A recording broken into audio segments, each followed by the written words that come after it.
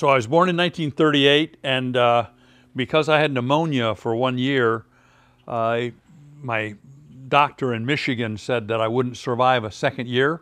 And so in 1939, my parents came to Florida. Okay. And the first place that they stayed was at Warm Mineral Springs, only they called it Salt Springs, up in Port Charlotte there and by Murdoch, beyond Murdoch. And they lived in a house trailer, from 1939 until 1945. And they had 2 or 3 different trailers during that period of time.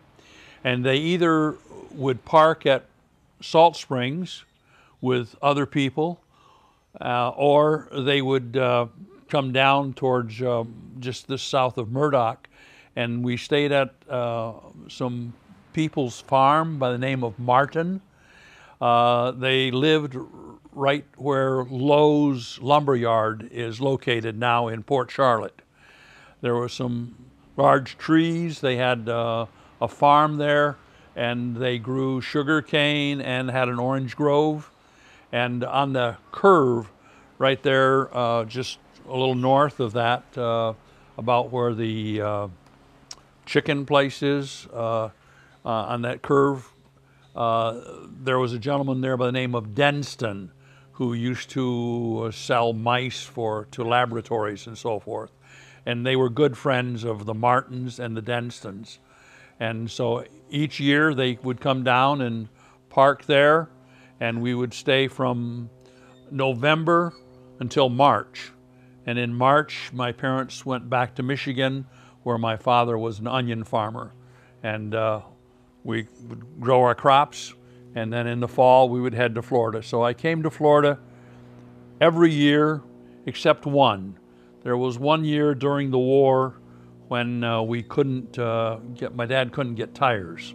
They got gas, but everything was rationed, and so 1 year we stayed in Michigan because we couldn't make the trip. But otherwise, I attended school here. My parents bought a home from a lady by the name of Ruth Allison. She lived on La Villa Road. She used to have a flower shop and a shell jewelry shop. We bought a house right down the road from them, 1425 La Villa Road. It was a large 3-story house with 6 acres of land.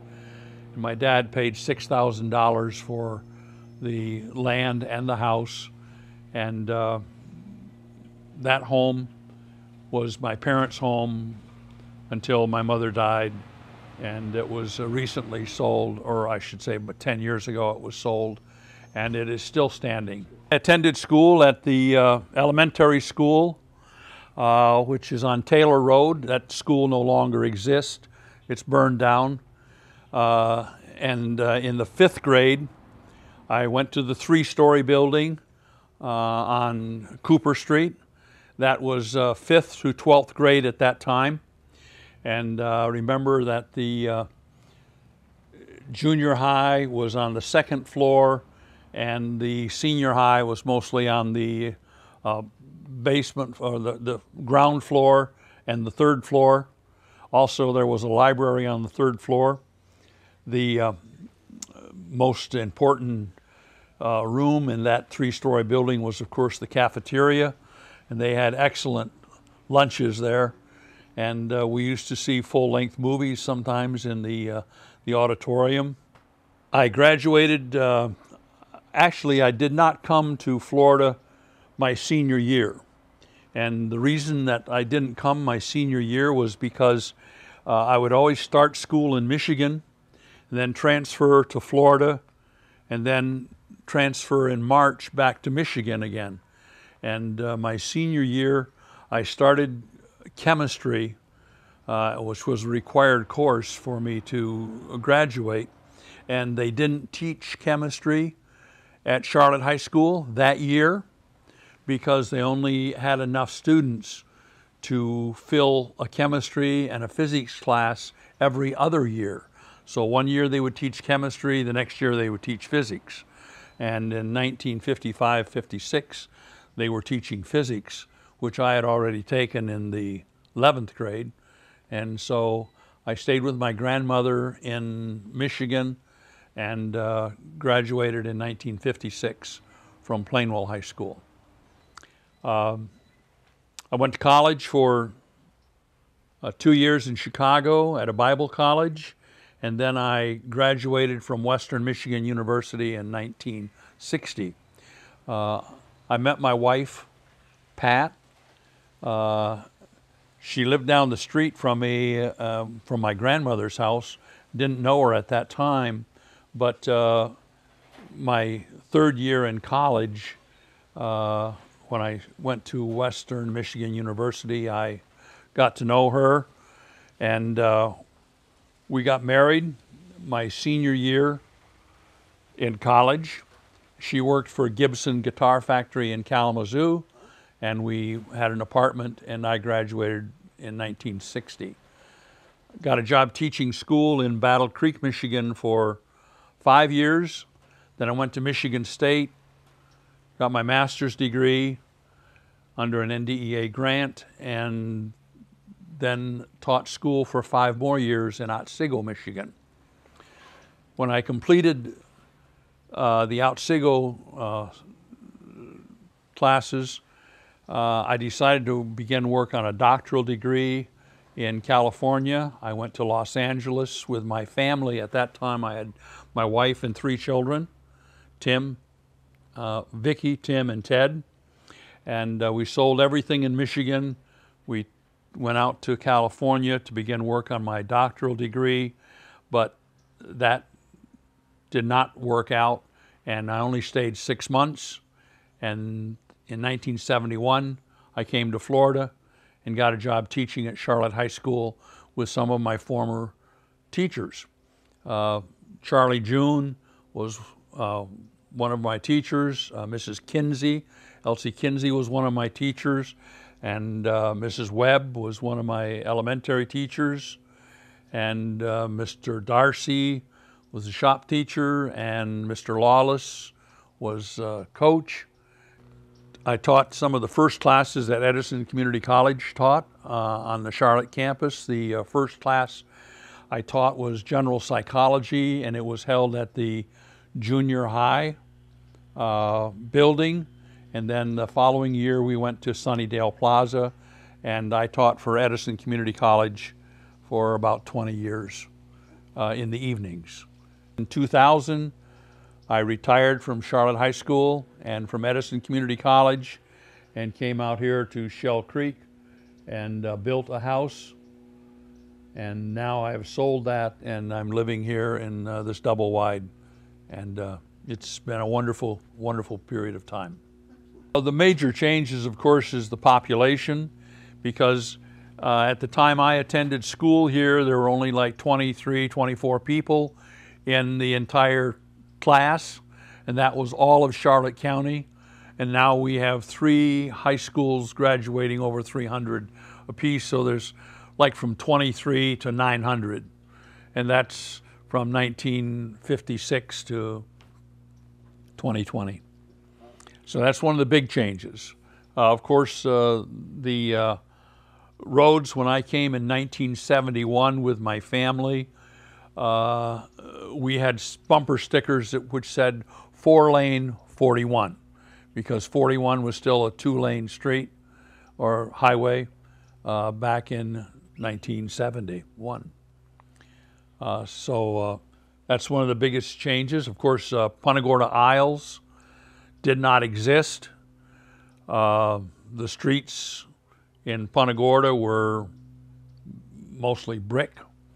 And one of my classmates, Wayne Golf, was one of the major builders of Punta Gorda Isles. Many of the young people who were in my classes became quite successful in occupations which they acquired here in the county.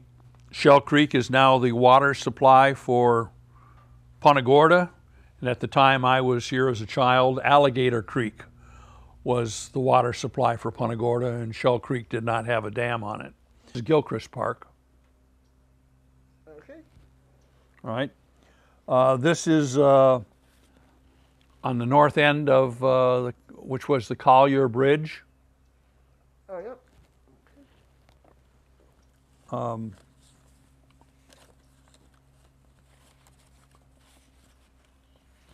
This is the house that my parents bought in 1945 on La Villa Road.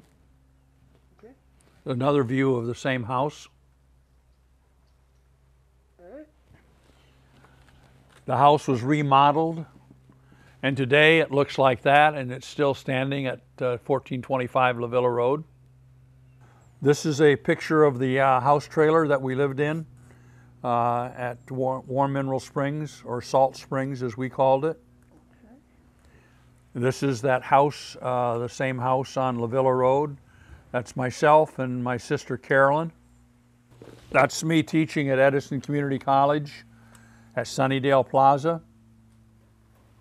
We would go to the beach. This is, those are pictures of myself and my dad and my mom, and all of the loot that we would bring home. That's my dad and mom in their trailer.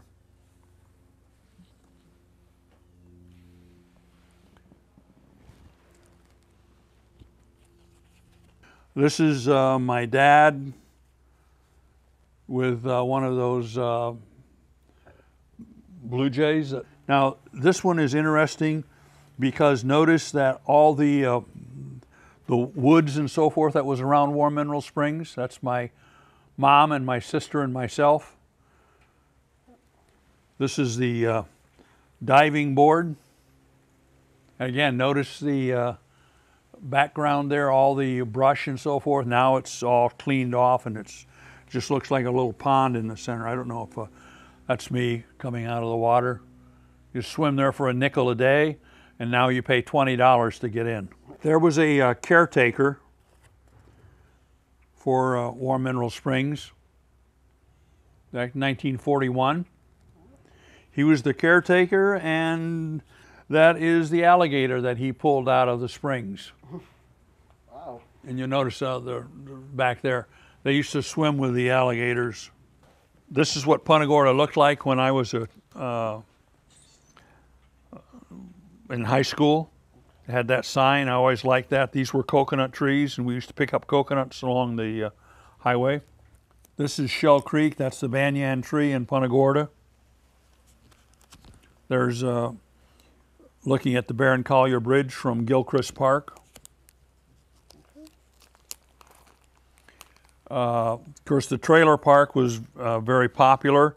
This is the original bridge that went across before the Baron Collier. You notice the turnstile in the center.